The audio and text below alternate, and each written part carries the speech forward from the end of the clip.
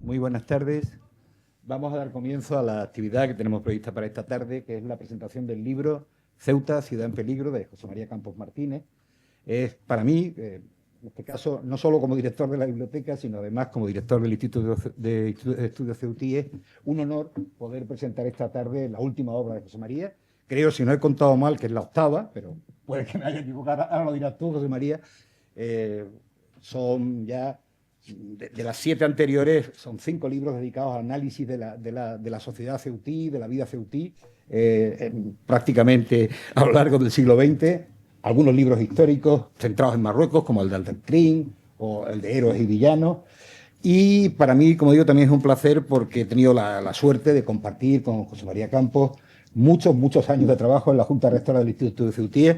Hasta hace muy pocas fechas fue decano de la sección de Ciencias Sociales. Hoy nos acompaña el actual decano, Adolfo Hernández, para ayudar a José María en la presentación. Y también está en la mesa Antonio Carrillo, que también es miembro del Instituto de Ceutíes y ha sido dirigente empresarial. Ahora mismo me acabo de enterar que está recientemente jubilado, pero durante muchos años ha sido miembro importante de la organización empresarial en Andalucía, ¿no?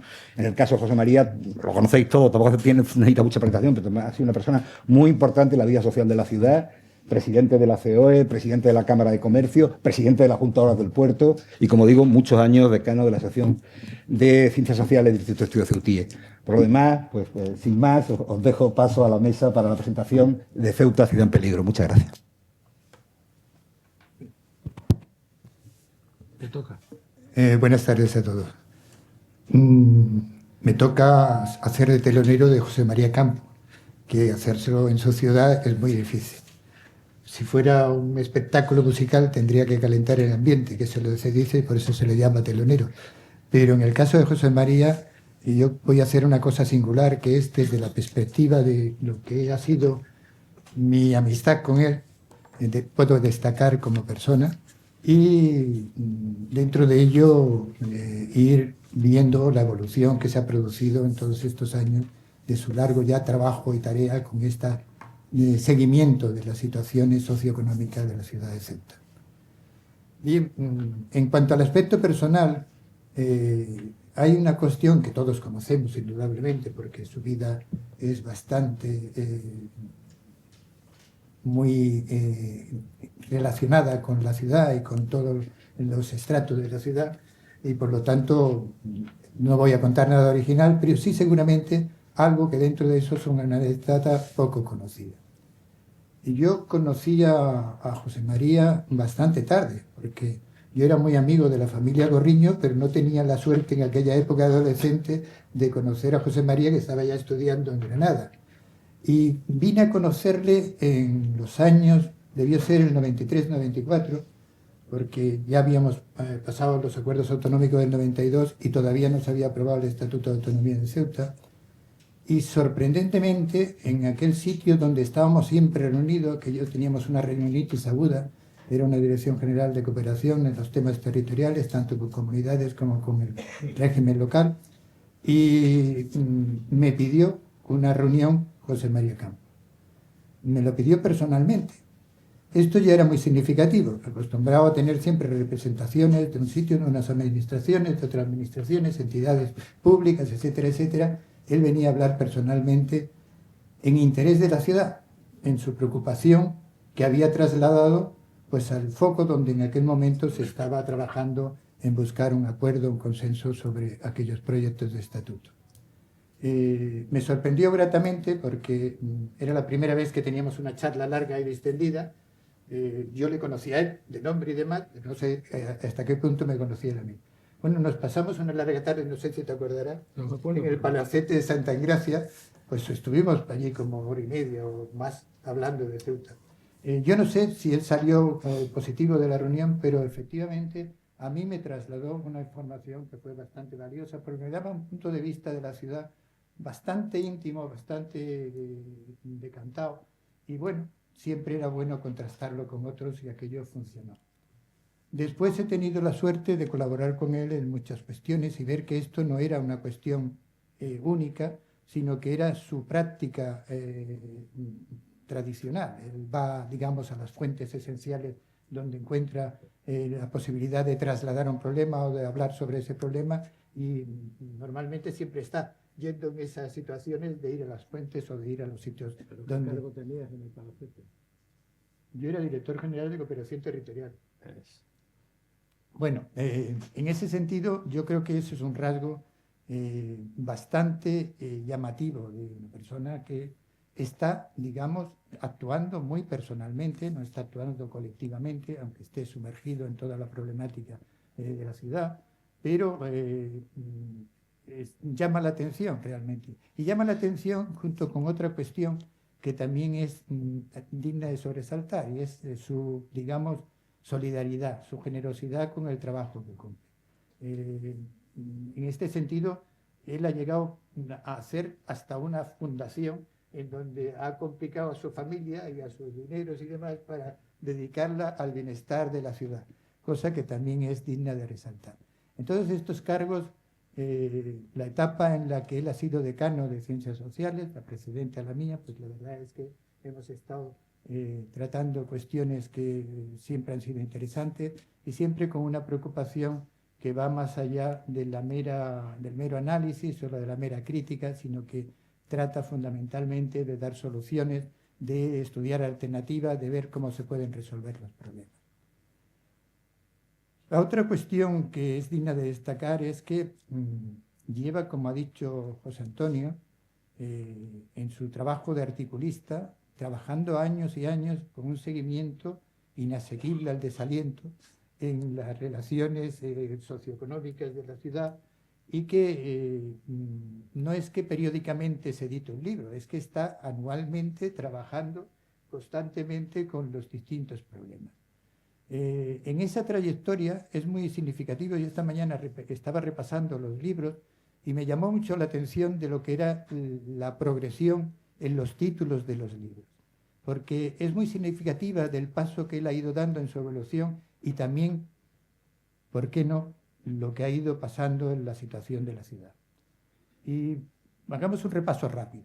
En el año 97 él publica su primer libro, que es Ceuta, Problemas y Soluciones. Digamos que es el libro de una persona entusiasta que tiene la capacidad de decir voy a producir una colaboración con la ciudad, fomentar lo que se puede resolver, el diagnóstico de los problemas. Es decir, es un libro como optimista, como de esa voluntariedad de que va a aportar una colaboración a la ciudad que va a ser bien recibida y que por tanto está en una efervescencia bastante, digamos, no desgastada. Fue un libro interesante. Yo creo que él no lo cuenta, me parece, muchas veces, porque yo creo que con este son 6 libros, los que hace con la misma condición de categorizar todo lo que hay durante el año o 2 años, porque ahora viene cada 5 años, se edita uno de los libros, después de este primero, que duró 7 años, hasta el año 2005, que sacó el de Ceuta, pero ya era Ceuta, el del año 2005 era Ceuta en el laberinto. Ceuta en su laberinto. En su laberinto o en el laberinto, no me acuerdo bien. Bueno, Ceuta en su laberinto ya tenía otro enfoque sobre la ciudad y seguramente ya empezaba a tener esa relación difícil, distinta a esa asignación primera tan entusiasta.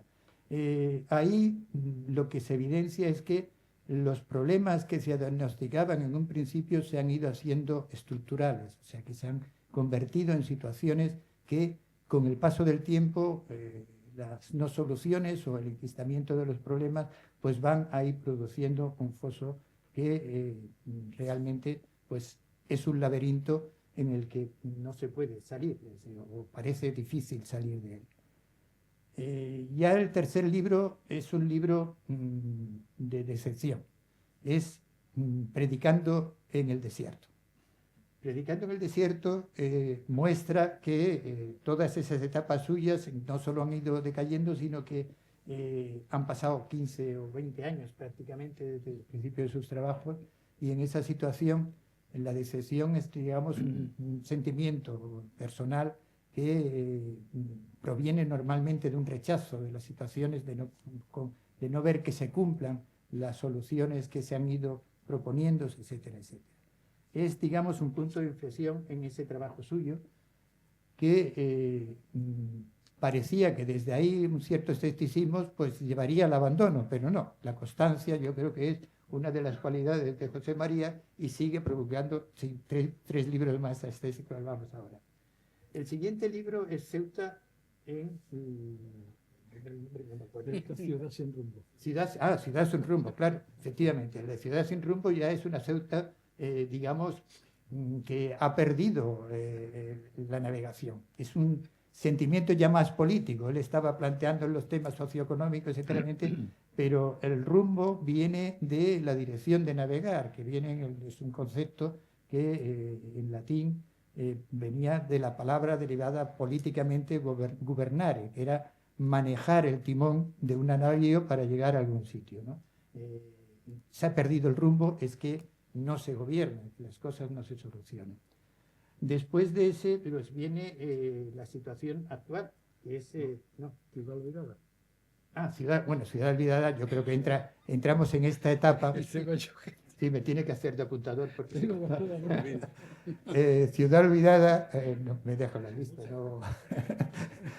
No, sobre todo el ritmo de cada uno de ellos. Bueno, Ciudad Olvidada yo creo que es muy reflejo de la etapa que habíamos entrado, una etapa donde realmente la decadencia de los sistemas políticos y las situaciones que desde la COVID hacia adelante se nos han ido planteando, pues lógicamente no solamente es que ya no se vean las actuaciones que desde la sociedad se padecen, sino que el olvido se refiere también al el mundo exterior y sobre todo nosotros somos una ciudad de frontera que dependemos no solamente de las autoridades de la ciudad, sino fundamentalmente también de las autoridades del Estado. Por lo tanto, esa ciudad olvidada tiene un reflejo no solo de ese interior, sino ya más externo y la cosa empieza a tener una gravedad mucho más importante. Gravedad que llega a su estado límite en esta Ceuta ciudad en peligro. Lo de ciudad en peligro ya significa un grado especial de complejidad porque es una alerta, pero lo, digamos, llamativo de esta portada es que aparece una espada donde pone Damocles. Y Damocles no es una espada cualquiera. En la historia clásica de Damocles, pues era, digamos, la situación permanente que sobre el poder tenía una espada que pendía sobre cada uno de nosotros en cualquier instante.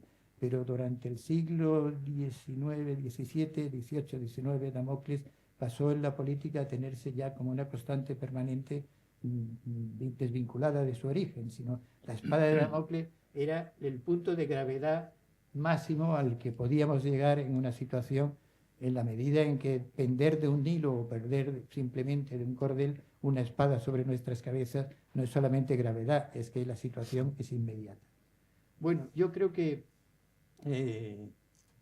es una, digamos, paradoja la de comparar sus títulos con esa evolución, pero sí que creo que toda esa aportación que ha hecho es una muestra, si la seguimos, de la evolución que han tenido los problemas de nuestra ciudad. Y él lo maneja con mucha frecuencia porque tiene un archivo formado por todo el bagaje de estos trabajos donde siempre recupera el origen de ese problema, en qué tiempo se planteó y ve que comparándolo se siguen teniendo las mismas dimensiones del problema o mayores y las soluciones nos han aportado exactamente. Y claro, es un acervo en el cual él ha consolidado no solamente un conocimiento, sino también una característica muy especial sobre cómo se examina la ciudad y cómo se tiene una constante permanencia en la ciudad. Yo creo que de todas las cuestiones que traslucen ese trabajo individual, solidario, intenso, constante, hay una, digamos, quiebra fundamental, que es que la mayoría de esos problemas, no todos esencialmente, pero sí la mayoría de esos problemas, son problemas que requieren de no confrontarse con un tipo de gobernar muy cortoplacista, sino que son las situaciones que hay que abordarla con un planteamiento más de largo alcance, más de programar y perseverar en la búsqueda de soluciones. Son políticas de largo alcance que realmente aquí no se practican fundamentalmente para ir atendiendo a esos problemas. Y eso es un déficit muy fundamental. recordando en la memoria de André Malraux, cuenta cómo Nehru, en la etapa de gobierno más dura de la India, él le señaló que en todo caso tenía que estar gobernando siempre con los pies sobre el suelo, pero que era necesario también tener la cabeza alejada de esa posición. Y esto tiene mucho que ver con que realmente para ser grande hay que tener una visión de una profundidad, de una, digamos, largo alcance, que la mayoría de los graves problemas siempre requieren. Espero que con tus aportaciones nos sigas continuando a lo largo de los años, no solo con esos diagnósticos, sino también con la aportación de soluciones que siempre haces. Damos la palabra.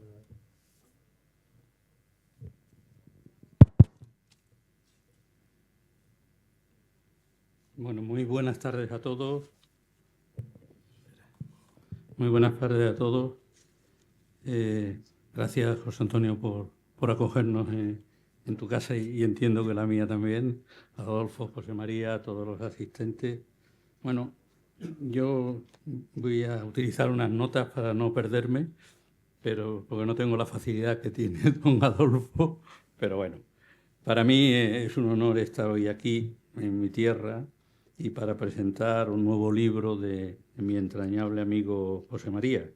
Es además la segunda vez que tengo la satisfacción y la oportunidad de escribirle un prólogo a su obra. Ya lo hice en su publicación Ceuta, ciudad sin rumbo, y ahora en Ceuta, ciudad en peligro. Yo creo que los títulos ya hablan por sí solos. Ya ha hecho referencia a ello Adolfo. Mi papel aquí no es para hablar del libro, pues la presentación de Adolfo Hernández y su dilatada y acertada trayectoria le permiten introducirnos, como ya él ha sabido hacer, muy bien en esta materia y en este acto. Y por otra parte, quien hablará evidentemente de su libro es, como decía Umbrales, José María. Pero mi papel, de alguna forma, quiero que además que sea una intervención lo más breve posible, es trasladar mi opinión o mi visión desde fuera de Ceuta sobre ella, y en el citado prólogo ya hago referencia a mi pertenencia al Consejo Exterior de la Fundación Interservicio, al Instituto de Estudios Ceutíes. Señalo que además de mis vinculaciones familiares y de amistad, siempre digo que nací en la calle Teniente Arrabal número 3, en la casa de los Ferragut, para que no haya duda de mi pertenencia a la ciudad. Y en ambas instituciones, con ambas instituciones me une permanentemente a vosotros, y por supuesto la lectura diaria de la prensa digital de casi todos los días me hacen conocer, o por lo menos acercarme al devenir de todos los acontecimientos locales. Como anécdota diré que algunas veces tengo más información de aquí que el propio José María, que lo llamo y digo: oye, José María, ¿qué ha pasado en tal sitio? Y dice: bueno, eso yo qué sé, yo no me he enterado. Digo: bueno, pues yo lo acabo de ver en el periódico digital. Pero bueno, también, pero a pesar de eso, Ceuta para muchos en la península sigue siendo una desconocida, y esa tarea de buscar su conocimiento real nos debe implicar a todos, a los de aquí, por supuesto, a vosotros, y a los que, como yo, estamos fuera, pero la sentimos, la queremos y nos consideramos también permanentemente parte de ella. Aquí hago también siempre una referencia a aquello que cuando te preguntan, te dice: ¿tú de dónde eres? Dice: no, yo soy de Ceuta. Dice: hombre, tú conocerás a fulano en Melilla. Digo: yo no he conocido a nadie en Melilla hasta que empecé a trabajar en Málaga, y fui en un avión además, porque ir a Melilla en aquella época era una tarea ardua y difícil por territorio muy complicado, evidentemente. Hoy día parece que el tema es más cerca, pero no. Pero eso, aquello de Ceuta y Melilla, parece que tenemos que... Ojo, yo no rompo la hermandad, pero evidentemente hay que conocer a unos y conocer a otros. También digo que debemos esforzarnos en que sea conocida su realidad, pues muchas veces se distorsiona por informaciones sensacionalistas, otras veces por acontecimientos inmigratorios que complican la existencia cotidiana de una ciudad con su vida propia, como cualquier otra ciudad de Andalucía o de España, y como bien dice José María en alguno de sus textos, aquí se vive muy bien. Por ello hay que explicar la realidad de Ceuta fuera de Ceuta cada vez más. Veo que se están haciendo labores notables en ese sentido, y que hablo, el papel de la Confederación de Empresarios de Andalucía, con su presidenta Arantxa aquí presente, al frente tanto del comité, tanto en el Comité Ejecutivo de la COE, en CEPIME, en la propia Confederación de Empresarios de Andalucía, ayuda y mucho a conocer la situación de la economía local y el papel siempre importante de los empresarios locales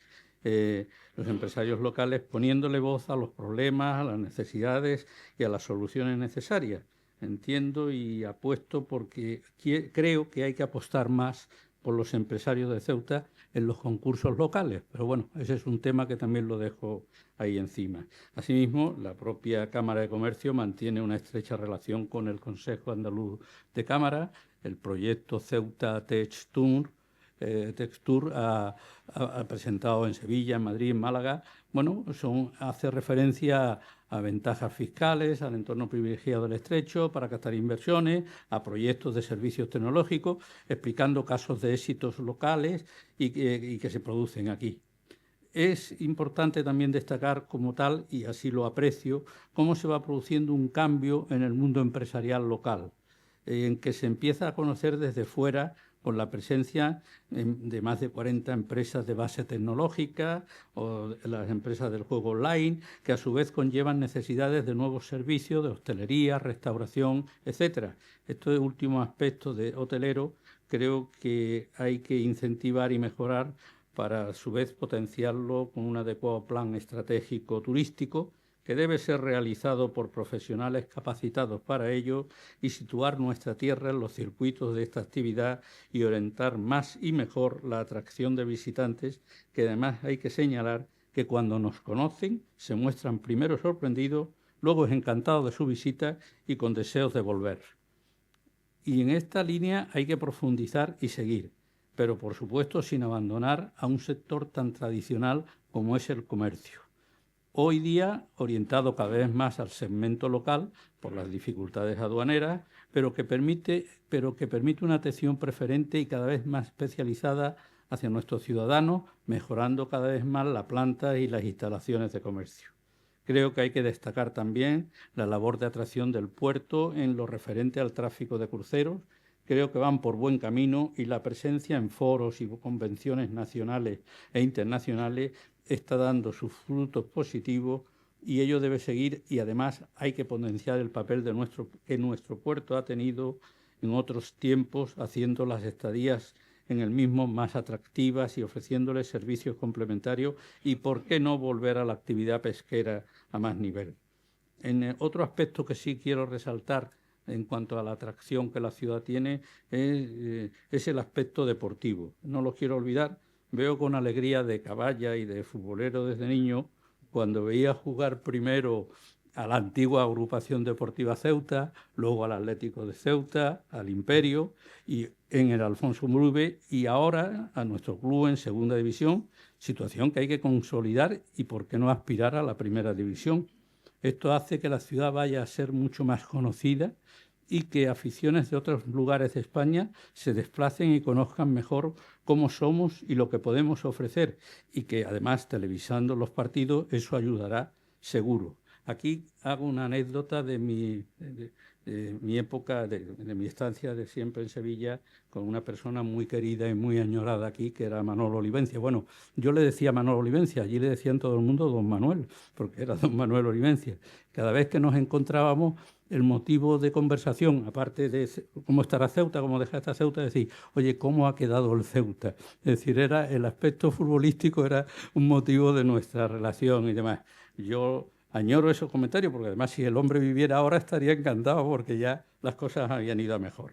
Bueno, no quiero tampoco olvidar el papel que tiene tanto las pruebas atléticas como la cuna de la cuna de región, así como la natación, las travesías como la reciente vuelta al Hacho, el papel del Club Natación Caballa en la división de honor de waterpolo. Ahora mismo, estos días, se está celebrando precisamente un encuentro, un campeonato de España de clubes. Y bueno, mi recuerdo aquí sería a las familias Bernet, a la familia Serray, a Río, a López Cospedal, a Mestre, a Gimbernat y a otros muchos que lo han hecho y lo hacen posible hoy día.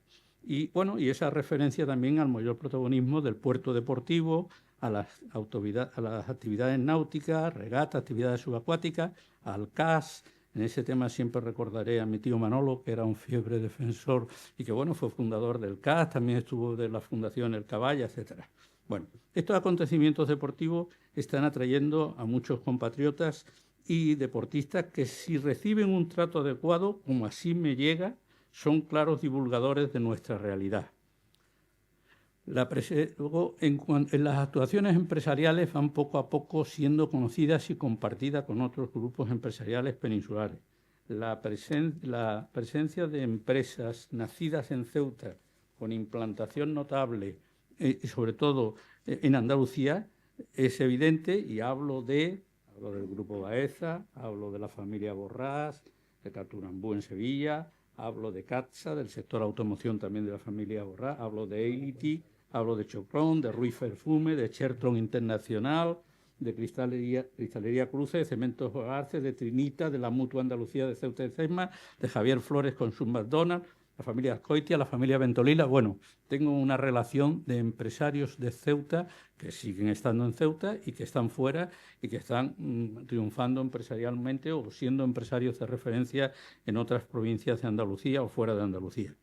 Y desde fuera se ve cómo va cambiando el modelo productivo, y tras el cierre de la frontera en el año 2020 y la desaparición del comercio transfronterizo, así como el Brexit, han supuesto que el mundo empresarial y la necesaria cooperación público-privada vayan poco a poco cambiando, pero queda mucho por recorrer.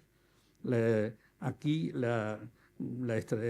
quiero hacer una referencia también al reciente acuerdo Unión Europea-Reino Unido sobre Gibraltar. No hay que estar expectante a esa situación, no vaya a cambiar esa situación para volver al pasado, porque muchas de estas empresas que se ubicaron aquí son fruto precisamente del tema de salirse al Reino Unido de la Unión Europea.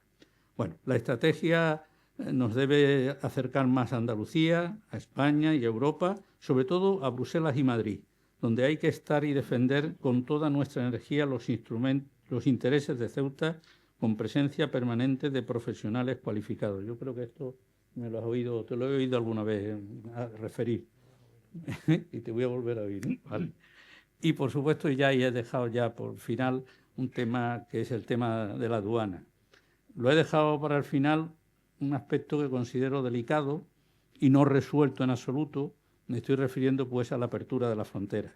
En una entrevista que me hicieron hace unos meses aquí en El Faro, fui poco explícito, pues tenía poca información y sigo teniendo dudas sobre la eficacia del paso fronterizo. Creo que dije algo así como que la mejor noticia sería que funcione, y creo que no funciona. Y entonces, bueno, por eso tengo mis dudas y soy un poco escéptico.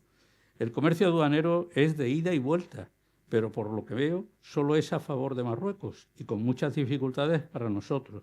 Si no se permite el tránsito con productos en ambos sentidos, pagando los derechos aduaneros que correspondan, por supuesto, no estaremos en una aduana en sentido estricto, sino que seguiremos exclusivamente en el tránsito de pasajeros y sujetos siempre a cambios de opinión y de procedimientos por parte de nuestros vecinos.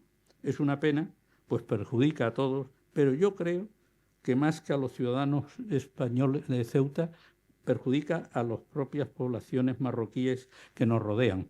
Yo he vivido bastantes años de mi vida, aunque dije que había nacido aquí, por supuesto que sí, pero después viví muchos años en Tetuán, muchos años en Marruecos, conocí bastante bien Marruecos y creo que el no poder tener una aduana fluida les perjudica más a ellos que a nosotros. Y yo me quedo aquí porque creo que lo importante de esta noche no es que yo siga contando mis opiniones y demás, sino que creo que lo importante es escuchar aquí a mi amigo José María, que tiene mucho que decir, ha tenido mucho que decir y va a seguir mucho que decir. El otro día te leía algo de que bueno, que puede estar pensando en el 9º libro, ¿no, Adolfo? Por lo que señalaba. Muchísimas gracias. Muy bien. Bueno, pues muchas gracias a los dos por vuestra intervención. Realmente, entre una y otra, me habéis dejado muy poco que decir. Pero bueno, yo creo que sí vale la pena ampliar algunos de los temas que vamos a tratar. Yo cuando hice balance de los libros que he publicado anteriormente, me costaba trabajo encontrar un título para este, porque ya había estado, decía que había estado olvidada, que estaba sin rumbo, que ya no sabía qué decir. Pero no cabe duda que pensando, creí que En peligro podía ser un título que denunciara la situación que se encuentra Ceuta en este momento, ¿no? Yo pensé en eso, pensé en la espada de Damocles que tú has explicado también, y por tanto continué adelante con ese proyecto, ¿no? Esos libros, efectivamente, son 5 libros anteriores que denotan cómo ha ido evolucionando los problemas de Ceuta, y citaré algunas cosas importantes de algunos de ellos, ¿no? En el primero, que se editó, como decíamos, en 1997, había 2 temas importantes. Uno de ellos es que organizamos en Ceuta un seminario para ver cómo estaban las representaciones en Bruselas de las distintas comunidades autónomas de España. Vino un catedrático de la Universidad de Madrid y con su equipo, además, con representantes de varias comunidades autónomas, hicimos un estudio de todo eso y vimos la situación de Ceuta. Las conclusiones que están en ese libro denotaban que Ceuta era de las comunidades autónomas o de las ciudades autónomas que más necesitaban estar representadas en Bruselas. Y por tanto las conclusiones fueron esas. Incluso puedo decir que el tener una representación de Ceuta en Bruselas se aprobó en un pleno municipal, pero no se ha llevado a cabo todavía, a pesar de que últimamente hemos avanzado alguna cosa a través de la Confederación de Empresarios, ¿no? Y el otro tema que se tocó en este libro, también importante, y teniendo en cuenta la distancia que nos separa, fue que Ceuta necesitaba un plan estratégico. Es decir, que necesitábamos saber a dónde queríamos ir, si queríamos desarrollar el turismo, si queríamos desarrollar las relaciones con Marruecos, qué es lo que queríamos, si queríamos desarrollar la industria, que después se desarrolló, como veremos, y fracasó.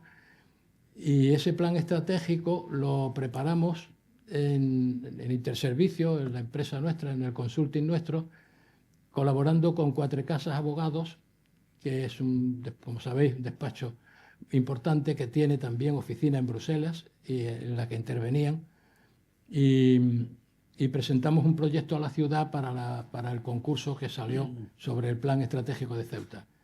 No nos lo concedieron a nosotros, se le dio a otra empresa de la península, pero el proyecto de plan estratégico consta en ese libro de 1997, de manera que hay algunas cosas que, transcurrido el tiempo, siguen estando en actualidad. Y luego, como decíamos, ese Ceuta en su laberinto, pues ¿cuál era el laberinto ese de que hablaba el libro? Pues que estábamos complicándonos en el tema de la autonomía. Estábamos en la ONU en ese momento, que había unas críticas allí.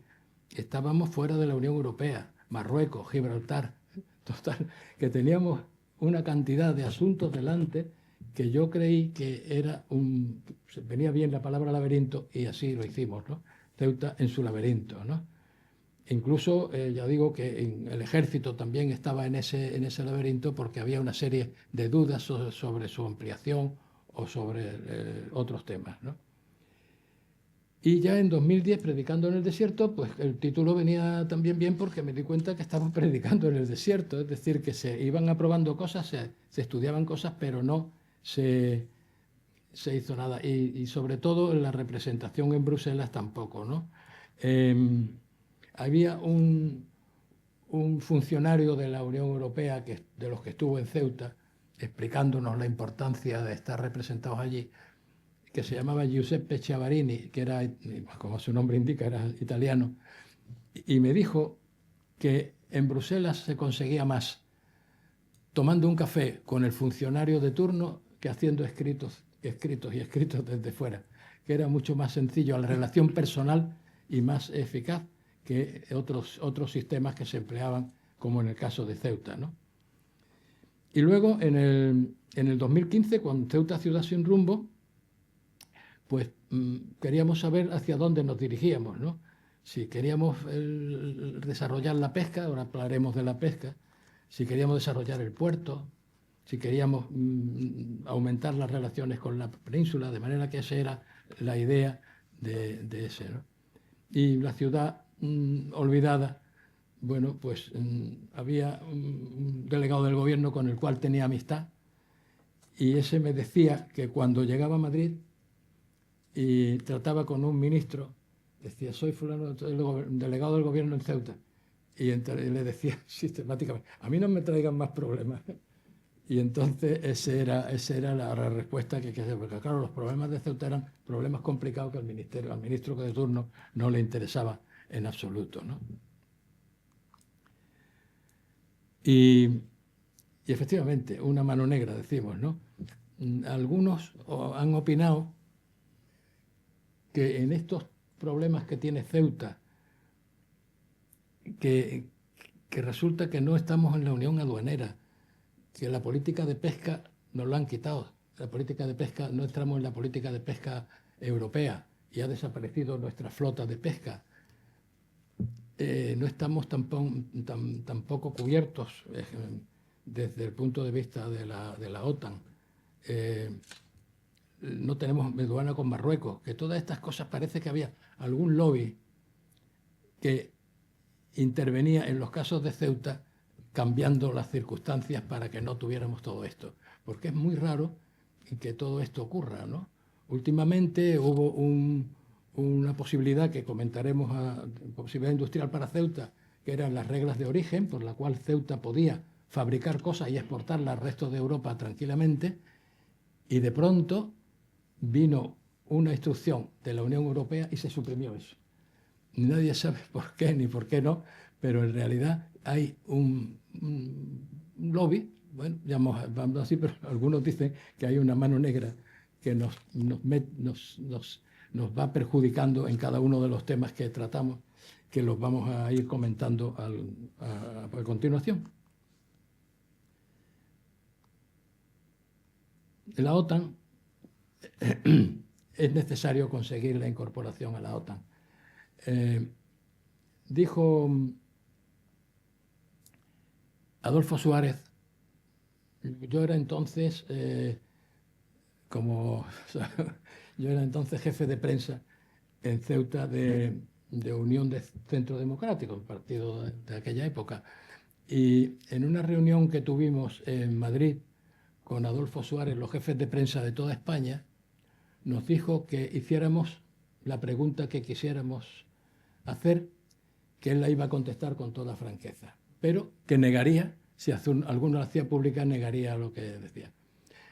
Y yo le hice una pregunta, le dije que cuál era la situación respecto a Marruecos en aquella época. Acababa de venir Hassan II a visitar España y estábamos en las situaciones. Y entonces él dijo que dependíamos en gran parte para poder defender nuestra postura de las relaciones internacionales. El estar unidos a Europa, el tener buenas relaciones con Estados Unidos, porque eso nos serviría de sostén para discutir el tema con Marruecos, nos lo dijo así, ¿no? Y respecto a la OTAN también me dijo que no podíamos entrar en la OTAN a cualquier precio. Y entramos, no digo a cualquier precio, pero por lo menos entramos dejando fuera de la OTAN a Ceuta, que no está cubierta por el paraguas protector de la OTAN. El artículo geográfico se soslayó cuando la Argelia francesa, ¿no? De manera que no es ese el problema. Y luego respecto al artículo 5, dicen algunos que si se produce un ataque contra Ceuta, involucraría al ejército español, involucraría quizá a la Armada y por tanto tendrían que intervenir. Pero ya hemos visto en el asunto de Perejil, que recomiendo la serie el documental que se está emitiendo ahora en Movistar, ya hemos visto que cuando se toma una decisión de este tipo empiezan las discusiones y cada uno opina de una manera y no se toman decisiones rápidas. Y en un caso de una agresión contra Ceuta, las decisiones debían ser naturalmente rápidas, ¿no? Y luego es necesaria, es imprescindible la visita del rey a Ceuta, ¿no? Porque el rey, como ya sabemos todos, ha estado en todas las comunidades autónomas y el rey no ha recibido todavía el plácet del gobierno para venir y visitar Ceuta. Cuando digo Ceuta, tendría que decir Ceuta y Melilla. Lo voy a soslayar porque si no tendría que estar diciendo Melilla continuamente. Pero hace muy poco estuvimos en audiencia con el rey de la Confederación de Empresarios de Ceuta, que nos recibió enseguida que se le pidió audiencia, la concedió, y rápidamente fuimos a verlo y tuvimos una tertulia con él, y naturalmente surgió este tema. El rey dijo que estaba dispuesto a venir a Ceuta, que haría gestiones con el gobierno para que lo autorizaran para venir a Ceuta, porque eso tendría que ser un acuerdo también con el gobierno, y tuvimos la impresión de que por parte de él estaba dispuesto a hacerlo, y creo que eso es otra cosa imprescindible. La vez anterior que visitó el rey Ceuta con don Juan Carlos se produjo un problema diplomático grave, como todos recordaréis, pero en este caso hoy que si hay que afrontarlo, hay que afrontarlo, pero lo que no se puede hacer es tener una ciudad pendiente de la visita del rey.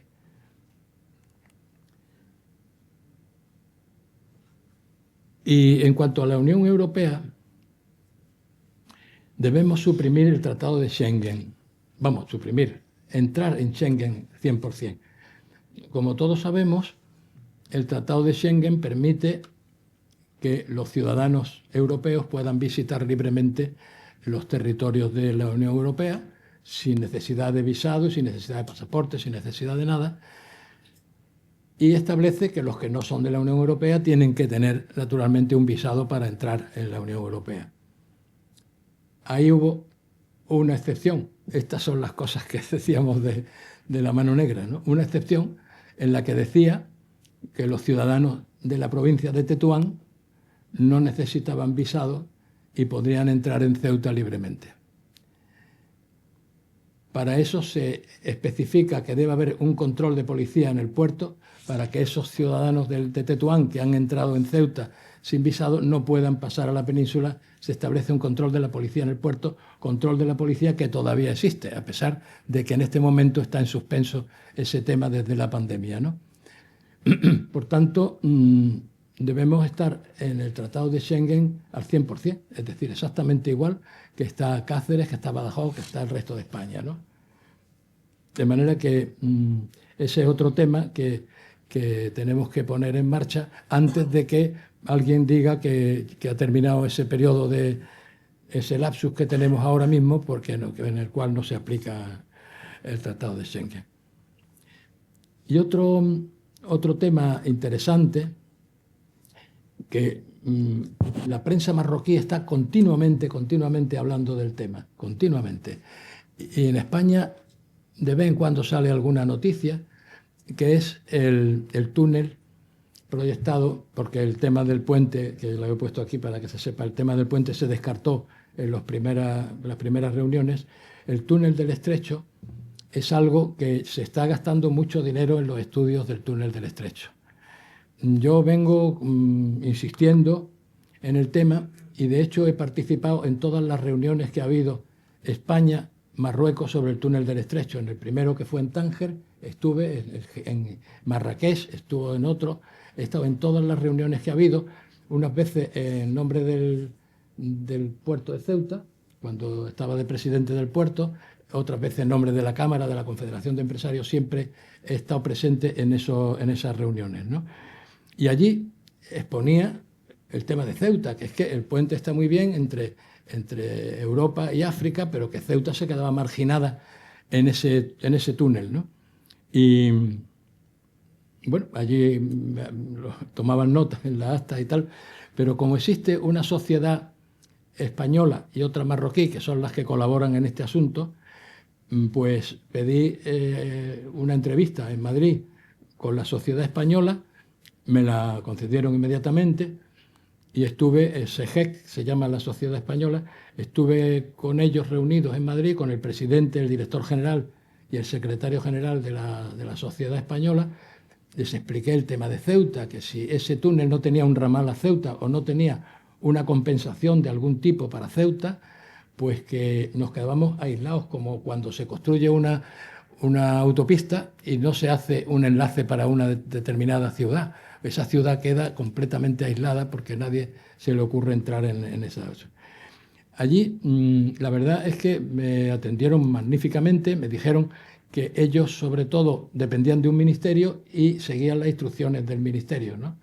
Por tanto, que iban a tratar el tema, exponerlo al ministerio para tratar de venir a Ceuta a conocer la ciudad, a conocer el estrecho.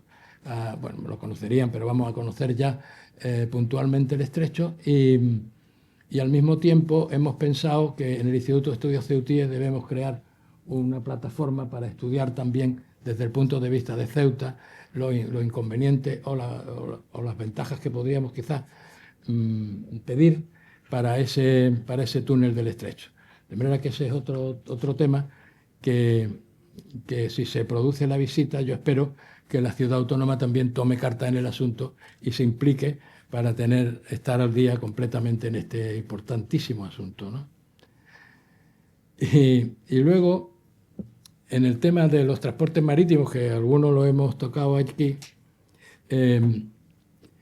esto ahora mismo lo que no puede ser si queremos desarrollar el turismo es que un viajero que quiera venir a Ceuta tenga que pedir una subvención, que hay ahora por lo visto, porque así nunca conseguiremos un turismo fluido y rápido, ¿no? Lo lógico es que las tarifas de los turistas tengan el mismo costo que de los que vivimos en Ceuta y al mismo tiempo que eso sea una posibilidad para el tema. El crear una subvención como hay ahora, hay que pensar que cuanto más alto sea el precio, más subvención cobra la compañía. De manera que no tiene mucho sentido. Ya en una ocasión tuvimos que hacer frente a un problema parecido porque las compañías, algunos lo recordaréis, las compañías marítimas se habían puesto de acuerdo para fijar los precios. Y entonces no había competencia ninguna, sino que las compañías fijaban un precio y todas se ponían el mismo precio. Y entonces tuvimos que crear en Ceuta, ya digo que eso tenemos que actuar. En Ceuta creáramos una asociación que se llamaba Asociación de Consumidores y Usuarios de los Transportes de Ceuta, ACUTRANS. Presentamos una denuncia ante el Tribunal de la Competencia y el Tribunal de la Competencia obligó a las compañías a disolver ese lobby o ese pool y a establecer precios independientes completamente uno de otro, y ACUTRANS estaría viajando, viendo que eso se cumplía realmente, ¿no? Pues ahora ocurre lo mismo, es decir, el viajero tiene que tener el mismo precio que nosotros y de esa forma Ceuta estaría visitada continuamente y la subvención tendría que ser alguna directamente una subvención que no dependa de los precios, sino de una subvención pura y dura. Ahora mismo, por ejemplo, es curioso, pero existe una subvención al turista que viene a Ceuta, pero tiene que venir el fin de semana y tiene que irse el domingo. ¿Tiene usted? El turista que viene a Ceuta, y si se quiere quedar una semana con nosotros, ¿por qué no puede después irse con el precio del billete rebajado? Es decir, no tiene sentido. El tema de las navieras es otro tema básico para Ceuta porque estamos separados por el estrecho y hay que encontrarle soluciones, ¿no? Bien, y ahora es porque tenemos que tener un régimen económico que nos haga completamente independientes de Marruecos. Hemos estado dependiendo de Marruecos durante mucho tiempo. Muchos han venido después, pero existía aquí el llamado comercio atípico, que era una cantidad de dinero el que entraba en Ceuta a través de Marruecos, pero era un dinero muy raro.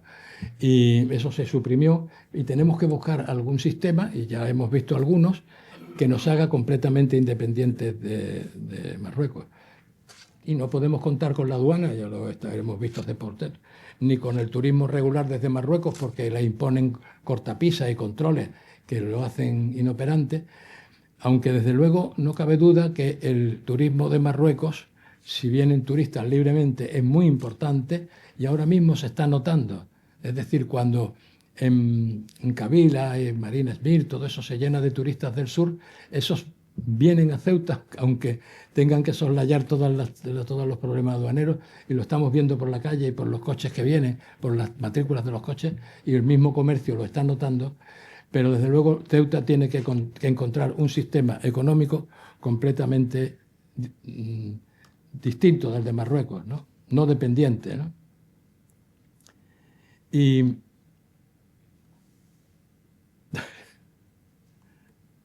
¿oh? Sí.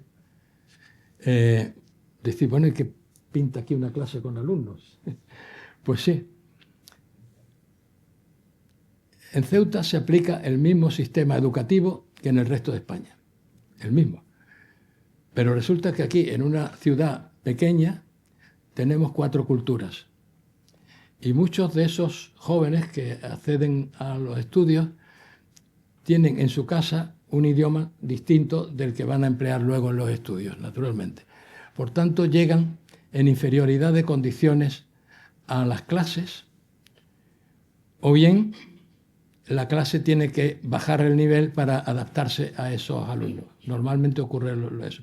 Y eso sucede que se abandona muy rápidamente, a veces, los estudios, y la cultura es necesaria para el desarrollo de una ciudad. No podemos permitir que esos niños no sigan estudiando, no accedan a la formación profesional, no accedan a la universidad y se queden en un proyecto de estudio. Por tanto, Ceuta necesita un régimen educativo diferente del resto de España, que contemple la realidad de lo que está ocurriendo. Y luego, desde luego, hay que dar facilidades a la universidad, a las escuelas de formación, para dar facilidad para entrar en esos sitios. En Gibraltar, por ejemplo, se está haciendo, no es que sea ningún ejemplo, pero vamos, en Gibraltar se les da facilidades a los gibraltareños para que vayan a estudiar a Inglaterra en las distintas carreras, ¿no?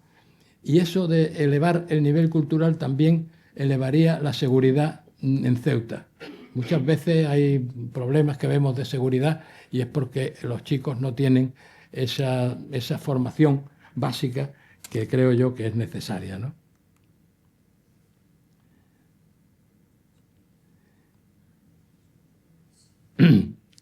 Y luego tenemos que conseguir entrar en la Unión Aduanera, previo acuerdo naturalmente de las condiciones, porque no existiría entonces ninguna aduana en Algeciras respecto a Ceuta, sino que la frontera de la Unión Europea estaría en la de Marruecos.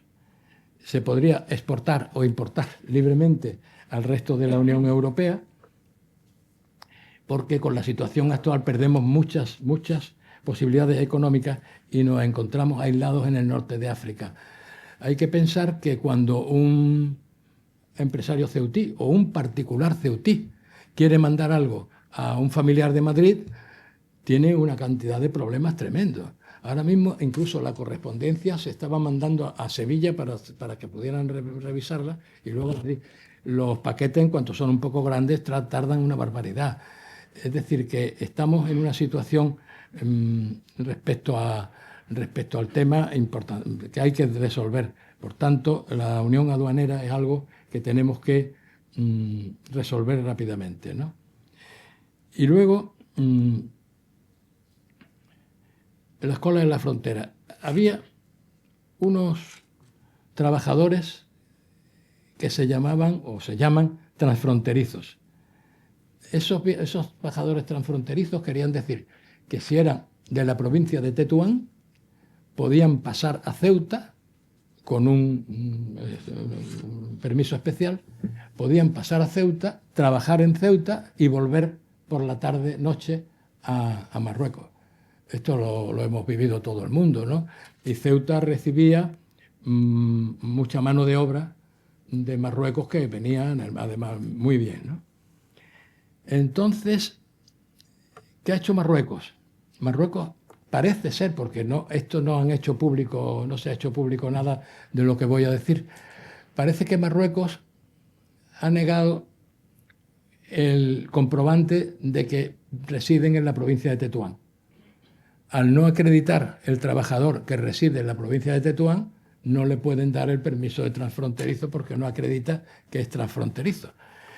Y entonces, la solución que se ha adoptado en Ceuta, al menos en parte, es que a esos trabajadores transfronterizos se le ha dado el permiso de residencia. Se le da el permiso de residencia y entonces ya son residentes en la ciudad española y comunitaria de Ceuta y ya pueden moverse por toda la Unión Europea incluso. Esto no se sabe si es bueno, si es malo, si debemos exigir que Marruecos continúe aportando datos para el comercio transfronterizo, pero no se ha hecho, ni se ha hecho público, ni se ha hecho un estudio de las ventajas e inconvenientes que estas circunstancias tienen.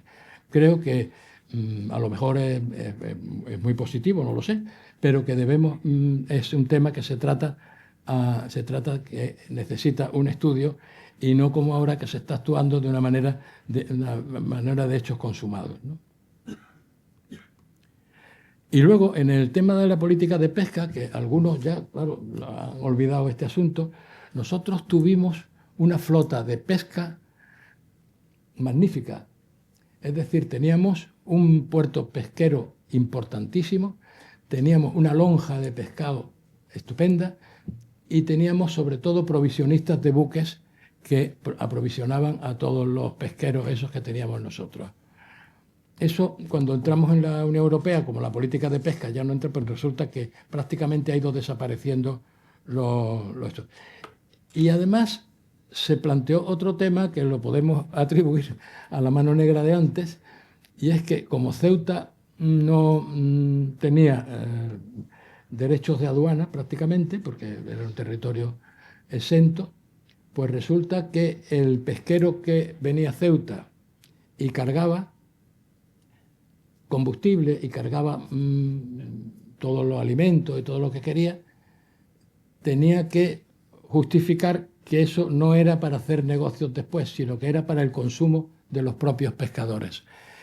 Y se llegó hasta el absurdo de establecer unos centímetros cúbicos, o medio litro o un cuarto de litro, por cada uno de los pescadores que iban a bordo, según el destino que iba. Así que el individuo iba a navegar durante 7 días, pues podía llevar 2 botellas de whisky. Si no, es decir, que era una cosa absurda. Terminó la flota de pesca marchándose, las compras que hacían las hicieron en Gibraltar libremente, las empresas que había en Ceuta de aprovisionamiento se instalaron en Algeciras, algunas son de esas que he citado, desapareció la lonja, y en la política de pesca desapareció. Y Ceuta, rodeada de mar por todas partes, no tiene sentido de que aquí no haya una flota de pesca importante, ¿no?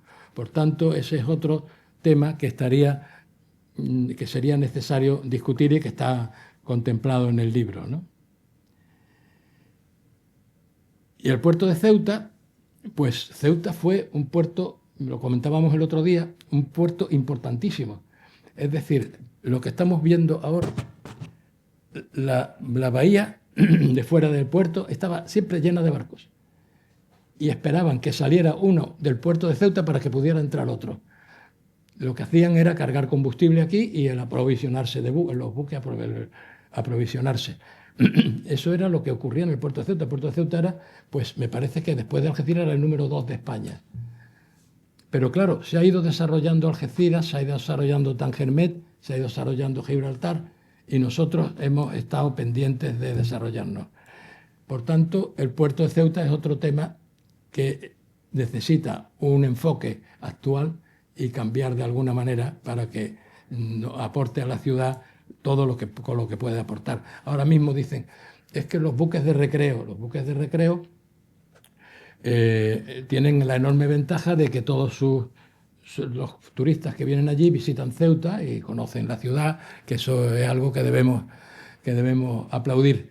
Pero ese visitante tiene la comida en el barco, duerme en el barco naturalmente y tiene tiendas en el barco. Es decir, que es un turista, bien, porque nos conoce mejor, pero que no es un turista de compras, digamos, que pueda desarrollar el tema. Por tanto, tenemos que encontrar un plan, hacer un plan estratégico para tener, de alguna manera, el puerto de Ceuta que se utilice realmente, ¿no? Y hemos exagerado un poco la creación de industrias, es decir, que creación de industrias naturalmente, porque en Ceuta hubo un sistema por el cual se crearon industrias. Ese sistema se llamó reglas de origen. ¿Qué eran las reglas de origen? Las reglas de origen era un sistema de la Unión Europea por el cual, si un producto tenía una transformación en Ceuta, automáticamente podía exportarse a la Unión Europea sin problemas de ninguna clase. Y entonces, pues por ejemplo, hubo una empresa en Ceuta que importaba leche en polvo de Australia, la traía a Ceuta, la modificaba, hacía yogur, por ejemplo, y ese yogur lo exportaba. Es decir, que sufriendo una transformación en Ceuta, lo podía hacer. Hubo incluso una empresa que vino a vernos a nosotros que quería instalarse, esta era más original todavía, porque esa quería comprar vacas en Europa, traerlas a Ceuta, y luego traía el semen de Argentina, que se la ponía a las vacas esas, y lo que nacía le daban como carne argentina, que entonces había unos cupos de importación en Europa bajísimos, ¿no? Esto lo propuso, fue un tema. También había piscifactorías en Ceuta que hacían el pescado y podía exportarse. Es decir, que las reglas de origen daban unas posibilidades tal. Bueno, pues esto se lo tenemos que atribuir a la mano negra también, desapareció. ¿Cómo lo consiguieron? Pues lo consiguieron poniendo pegas en la aduana, en el sistema sanitario de la aduana. Decían que aquello tenía que tener un control sanitario, empezaron a poner pegas con la sanidad. Total, que todas las empresas que se habían creado, algunas, pues tuvieron que desaparecer, y por tanto Ceuta será una industria muy limitada, naturalmente, por las propias características de Ceuta, pero que necesitamos también que se pongan en marcha, ¿no? Y luego no cabe duda que en este libro y en los anteriores se explican la forma que nosotros tendríamos que afrontar para tener la representación en Bruselas, ¿no? No solo en Bruselas, sino en Madrid. Es decir, tendríamos tener una oficina en Madrid y una oficina en Bruselas que estuvieran continuamente haciendo gestiones de los temas que teman en Ceuta. Yo digo que Ceuta, igual que tiene unas consejerías que se preocupan de los problemas locales, naturalmente, debía tener una consejería que podríamos llamar de asuntos estratégicos, para que se preocupara de todos estos temas que no son propios de un ayuntamiento, sino que exceden lo que hace normalmente un ayuntamiento, y este sería uno de ellos: la representación en Bruselas, las relaciones con otros países. Igualmente, pues creo que esa consejería de asuntos estratégicos sería muy importante, ¿no? Igualmente, en el tema sanitario, nosotros necesitamos que tengamos garantizada una sanidad con todas las especialidades. Lo que no puede ser es que los médicos vengan a Ceuta y no vivan aquí, sino que estén por un tiempo determinado y luego se marchen. Hay que dar facilidades para que se instalen en Ceuta, y de esa manera el hospital estará perfectamente atendido de todo, ¿no? Nosotros en su tiempo tuvimos también que crear una asociación de defensa de la sanidad de Ceuta antes de que se hiciera este hospital, y creo que desde aquí tenemos que exigir eso, y que es un problema que no es solamente de los profesionales que están en el hospital, sino que es un problema de todos, porque todos nos encontraremos en algún momento en ese tema. Pero que los médicos que llegan a Ceuta tienen unos contratos por un tiempo determinado, se marchan, pero si tuvieran aquí un piso que se les pudiera dar vivienda y se les pudiera garantizar la educación de sus hijos, en fin, todo lo que supone el afincarse en una ciudad, pues tendríamos garantizada la asistencia en este sentido, ¿no? Y luego hemos visto que ahora mismo se está discutiendo dónde se llevan los MENAs, si a una comunidad autónoma, si a otra comunidad de Canarias, de Ceuta, de Melilla, se está discutiendo. Pero nadie propone el negociar con Marruecos un sistema para la devolución de esos menores, ¿no? No sé, la posibilidad de que Marruecos se implique en este tema no se contempla. Y quizás sea una idea irrealizable, pero lo que se propone en el libro es que la Unión Europea y todos sus países, con el dinero que gastan en este tema, que es importantísimo, el de la inmigración, se creen unos centros de formación en Marruecos financiados por la Unión Europea, de tal manera que se forme a esa juventud que no tiene en Marruecos formación para colocarse, que se cree en unos centros de formación allí, de tal manera que se creen en las distintas actividades y luego esos tengan preferencia para cuando tengan que emigrar no solamente a España, sino al resto de Europa, puedan emigrar con una seguridad de que van a trabajar en algo concreto, ¿no? Al mismo tiempo, al estar formados en eso, podrían encontrar fácilmente empleo también en Marruecos, que algunas zonas industriales de Marruecos están teniendo ahora un desarrollo muy, muy importante. De manera que este es otro tema que atañe a Ceuta naturalmente, ¿no? Y luego comentar que cuando un turista pasa de Marruecos a Ceuta, se va a encontrar la aduana española reestructurada completamente, se encuentra primero una carretera razonablemente buena, se encuentra una salida a un hospital, también por lo menos el edificio importante, y a continuación se encuentra esto que estamos viendo ahí, se encuentra la Almadraba. La Almadraba es una zona que no es posible reestructurar, que el que quiera hacer aquí un edificio o quiera abrir una tienda o quiera hacer cualquier tipo de modificación no puede hacerlo. Últimamente incluso ha ocurrido con la iglesia, lo hemos visto, ¿no? Que dicen que se ha solucionado, ya veremos. Entonces, ¿por qué no se puede esta zona convertir en una zona comercial de bienvenida a los que vienen de Marruecos o de entretenimiento a los que vienen de Marruecos? Aquí quiso venirse un hotel internacional de 3 estrellas a unos precios razonables que quiso instalarse aquí y no pudo. Es decir, ¿qué ocurre? Pues que hay un plan general de ordenación urbana que impide que se construya en esta zona o se haga cualquier tipo de modificación estructural. Y para que eso pueda hacerse, todos los vecinos tendrían que ponerse de acuerdo y proponer al ayuntamiento un plan para la reestructuración de esto, lo cual completamente es imposible, ¿no? De manera que esa es otra cosa que nosotros mismos nos ponemos cortapisas para que Ceuta, al entrar, tenga una vista como la que estamos viendo aquí, que es realmente vergonzosa, ¿no? Pues eso está ocurriendo en este momento en la ciudad. Y luego, nosotros hemos hablado antes de los temas de Marruecos, de la defensa de Ceuta, cuando nos encontramos con que estamos asistiendo a un rearme de Marruecos y estamos viendo también que el tema del Sáhara se va resolviendo.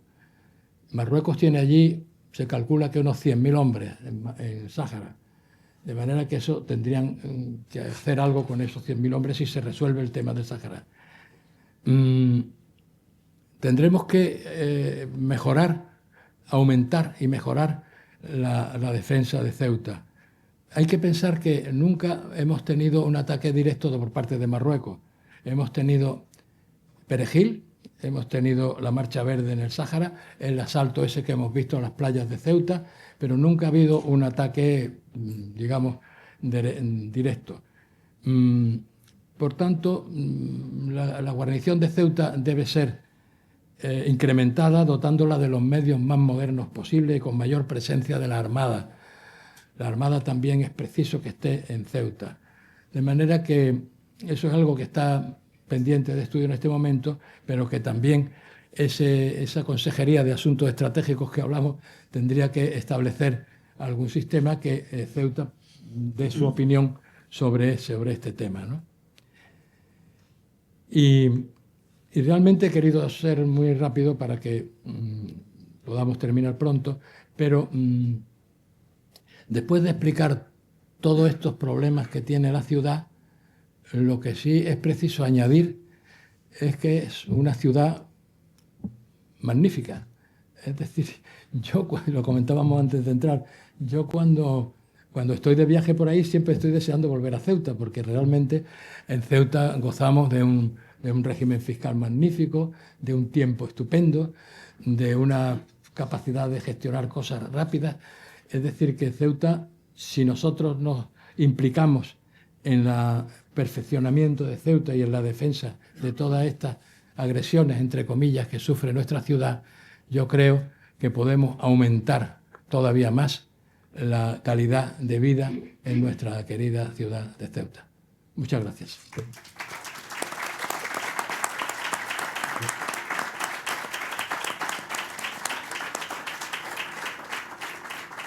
Bien, si hay alguna pregunta, estamos los tres dispuestos a atenderla durante un periodo de... Sí. El tema del aeropuerto. Sí, decía José María que, por supuesto, muchísimas gracias por tu explicación, es una gozada oírte. El tema del aeropuerto, que no lo has mencionado, seguro que hay mucho que contar sobre el tema de un futuro posible aeropuerto en Ceuta. Sí, en Ceuta se planteó el tema del aeropuerto en su momento y hubo una plataforma que se creó porque el proyecto de aeropuerto que presentaron era cuando menos discutible. Yo recibí en la Cámara de Comercio a esa plataforma y me uní a ellos inmediatamente contra el aeropuerto, porque el aeropuerto que se pensaba en Ceuta era que partía del actual puerto y creaba una zona de pistas, quitando todas las playas de Benítez, ¿te acuerdas? De Benítez, Benzú, hasta la frontera, esas eran las pistas de aterrizaje del aeropuerto. Y claro, eso modificaba completamente la estructura de Ceuta y además se comía todas las playas y nos opusimos todos a ese aeropuerto. Pensamos que si había que construir eso debían salir hacia el mar y no coger. Al mar ponían las pegas de que el tiempo de tal, sí, una serie de estadísticas sobre el Levante y sobre el Poniente y todos esos temas, pero que el único proyecto serio que se ha presentado en Ceuta sobre aeropuertos fue ese tema. Sobre el helipuerto sí se presentaron varios, pero sobre el aeropuerto fue ese proyecto y ese proyecto consideramos que no era viable. Sí. ¿No está grabando? Sí.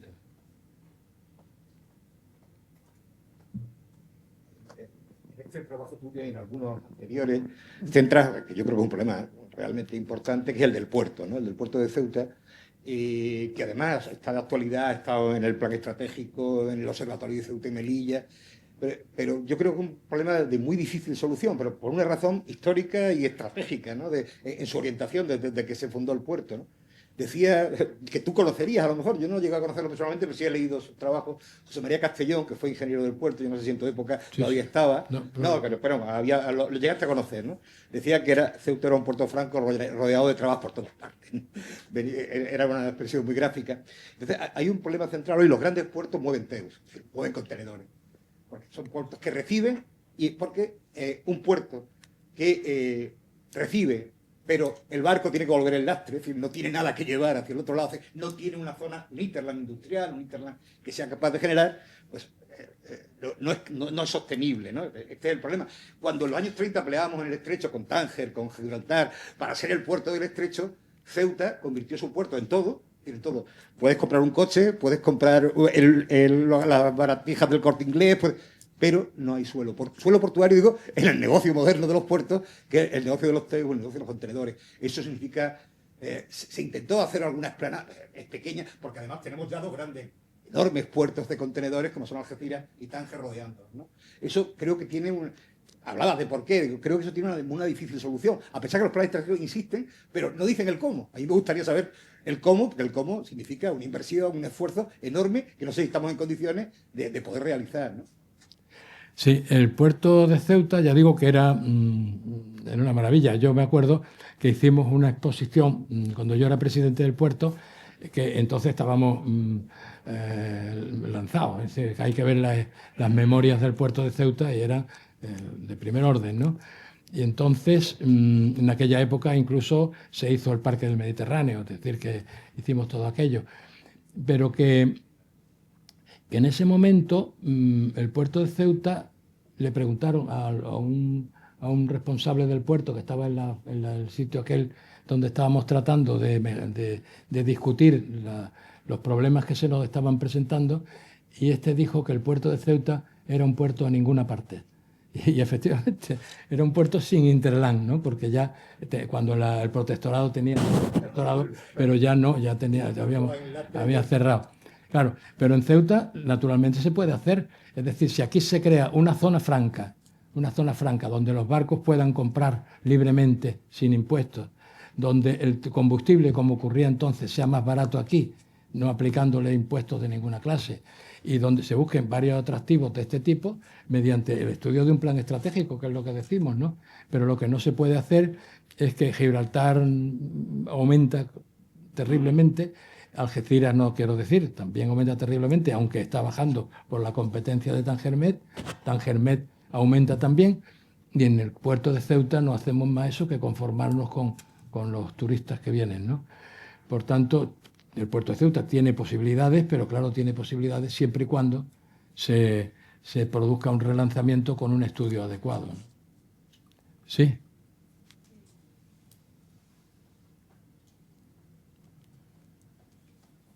Uy, ese es el peor. Otro problema que hay con el puerto es que la normativa tiene que acompañar a la realidad económica. Y entonces estamos con una normativa que el Código Aduanero de la Unión se cambia prácticamente todos los días, y nosotros tenemos una orden ministerial que regula la normativa de las aduanas de Ceuta del año 86-88. Entonces, claro, la normativa tiene siempre que ayudar al impulso económico, y en nuestro caso la normativa pues no nos apoya en absoluto. Sí, no sé, el problema es ese, el problema es de normativa, como tú dices, ¿no? Que necesitamos eso, pero claro, para eso hay que hacer un estudio aquí que sepamos realmente lo que queremos, y cuando sepamos realmente lo que queremos, tiene que ser los partidos políticos, los sindicatos, los empresarios, todos ir a defender ese proyecto de puerto para Ceuta, ¿no? Y no estar quejándonos, tomando una cerveza y quejándonos, pero sin resolver nada directamente, sí. Bien, si hay alguna otra... Sí. Paco, sí. Bueno, como sabes, yo llevo años insistiendo en Ceuta, ciudad universitaria. La idea del campus, el desarrollo del campus, todo esto, y sobre todo lo que se firmó en Granada el 25 de junio del 95. Yo estuve presente, ¿no?, con el rectorado, que fue el consolidar lo que había en Ceuta. Por eso se incluyó dentro de la universidad lo que era la escuela de enfermería, que era privada, que era de Cruz Roja, y entonces se incluyó, abriendo la puerta a lo que era salud. Por otra parte, históricamente estaba la otra pata, que era la de educación, y se amplió ya al tema de lo que era, por decirlo así, bueno, AD, informática y tal. Y el proyecto tenía muchísimas más cosas. Todavía guardo yo el original que hice en su momento, ¿no? Y, por ejemplo, una cosa que me pareció siempre absurda es que Ceuta, que está rodeada de mar, que no tenga estudios marinos o algo así, o biología marina, o medioambiental, o lo que fuere. Y, por otra parte, como Ceuta es un enclave de contacto, de culturas, de mezcolanzas, de idiomas, es una pequeña Babel, etcétera, etcétera, ¿por qué no tener también estudios universitarios de diferentes lenguas, de nivel que no se quede en un estudio de tipo instituto, ¿no?, como puede ser lo que hay, o la escuela de idiomas de Ceuta, que además no tiene ningún reconocimiento la escuela de idiomas. En fin, ir por esta línea. Por eso, tendría que haber empezado por felicitarte como siempre. Somos colegas del Instituto de Estudios Ceutíes codo con codo en muchos años, ¿no? Y hemos hablado muchísimas veces de este tema. Cuando he visto dentro de tus propuestas un aula, digo, por aquí va el tema. Muy bien, la idea es de atender a ese alumnado, por eso hicimos también en el Instituto de Estudios Ceutíes lo que eran las jornadas de fracaso escolar y tantas otras, ¿no?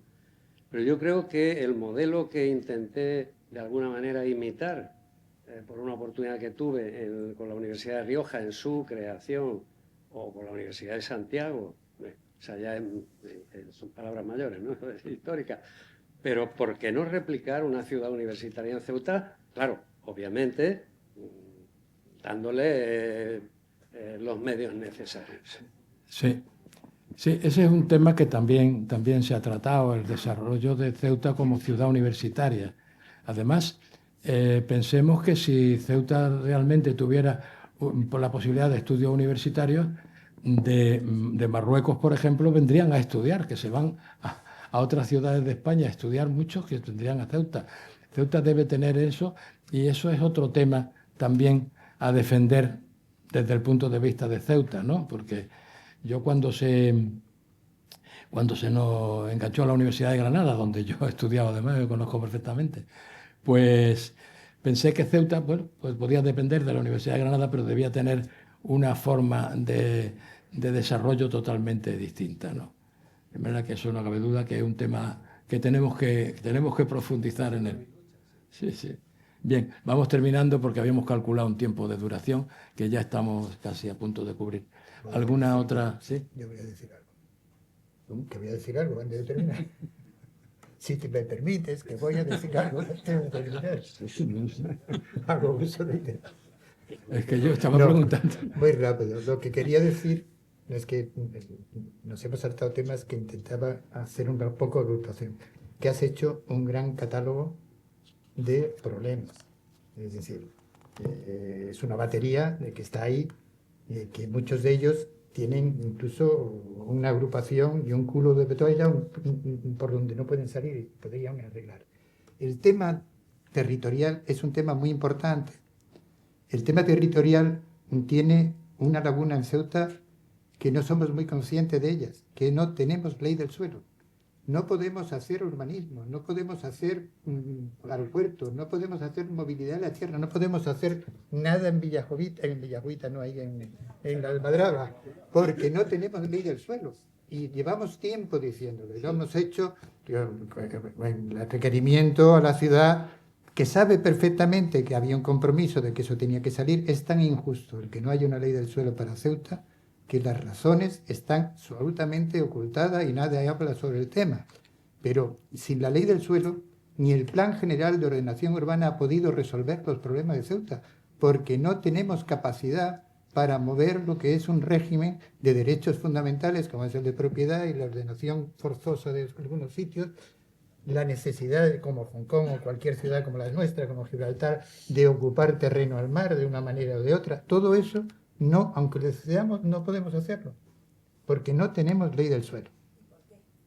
Porque, mira, la ley del suelo, acabamos de sacar una revista, el último número de Transfetana está ahí explicado todo. Pero te diré una cosa, no para no ocupar mucho tiempo. En los acuerdos que hizo el gobierno de la nación con la ciudad sobre lo que ellos llamaban plan estratégico, había un compromiso de hacer una ley del suelo que estaría terminada como muy tarde para 2024. Nadie ha reclamado que eso se hiciera, salvo nosotros. Lo hemos hecho desde el instituto en relación con los colegios. ¿Qué? Existe hasta un proyecto guardado en un cajón del ministerio. Claro, no, hasta está hecho el proyecto. ¿Por qué no está? Yo he estado buscando las razones de por qué no está. Estoy convencido que no sale el proyecto porque a nuestros queridos vecinos les estaría como la visita del rey. Es decir, sí, porque el crecimiento económico de la ciudad depende precisamente de eso. Es una llave para nosotros poder modernizarnos. Y como no la tenemos, estaremos haciendo, vamos a ver, te lo pongo en un sentido negativo, nosotros no hemos podido aprobar un reglamento de disciplina urbanística, es decir, no tenemos capacidad de coerción sobre todas las barbaridades que se están haciendo. Sí. Porque estamos aplicando una ley que era preconstitucional y que estaba hecha para un régimen, digamos, centralizado absolutamente, y que al ser tan, digamos, tan absoluto y previsor de derecho, no tenía procedimientos para hacer lo que son planes parciales de urbanización, desarrollo de zonas urbanas. Todo eso no lo tenemos. Y como no lo tenemos, y lo tienen todas, o sea, había leyes estatales. Las leyes estatales, en el caso de ordenación del territorio, invadieron competencias autonómicas. Entonces hubo sentencias del Tribunal Constitucional que recondujo las competencias a las comunidades autónomas. Ya el Estado no tiene competencia para hacer una ley nada más que Ceuta y Melilla. Lo puede hacer, lo que no puede es intervenir en el resto de las comunidades autónomas en la materia. Pero es facilísimo, la ley podría salir mañana. Bien. Yo creo que está ahí. Es que no encuentro otra razón. Bien, esto... Si se comprometió, está hecha, la encargó a un catedrático que lo hemos traído aquí 2 veces. Lo hemos tenido aquí, vamos, él lo ha confesado, vamos, además tenemos hasta los textos. Sí, para terminar, el libro se va a empezar a vender ya en Amazon cuando pase el verano, y como está editado por la Fundación, no tenemos más remedio que cobrar por su venta, ¿no? Se van a exponer ahí algunos, por si alguien está interesado en comprarlo, al precio de costos para la Fundación. Y decir simplemente que tanto este como los demás libros, por el índice se puede detectar de qué trata. Es decir, que si uno quiere tratar de la Unión Aduanera o del tema urbanístico, los títulos lo dicen y puede ir concretamente al problema de que se trate, porque sea de actualidad o porque le interese, ¿no? De manera que eso es todo. Si no hay ninguna cosa más, pues damos por terminado el acto y muchas gracias a todos.